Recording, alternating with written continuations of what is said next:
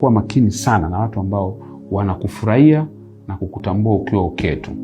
Yaani ukiwa okay ni sawa. Yaani mambo yako yamenyoka hivi, hao wana shida na wewe.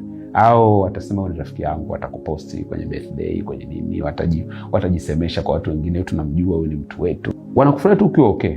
The moment you're not okay, waone. The moment uko sawa, waone. Akili ikiwa imevurugika, waone. Matatizo yakikupata, waone. Yaani wao furaha yako na wao ni pale tu unapokuwa okay. Siku usipokuwa okay, waone tena. Hao ni watu wakuwa nao makini sana. Wanaweza kukulostisha vibaya mno kwenye maisha yako. Ukiwa kwenye biashara, uko kwenye piki, wako na wewe. Ukipata hasara, hawako na wewe. Ukiwa biashara umeimport, umeleta vitu vyako kutoka nje nchi, wako sawa. Terewa kikamata mizigo yako, unahitaji msaada, hauko sawa na wewe. Hapo sasa huyo sio mtu. Mambo yako yanaenda vizuri, wako sawa na wewe. Changamoto imetokea, umeenda polisi au ndugu zako, hawako pamoja na wewe. No. Huyo mtu kwa naye makini sana.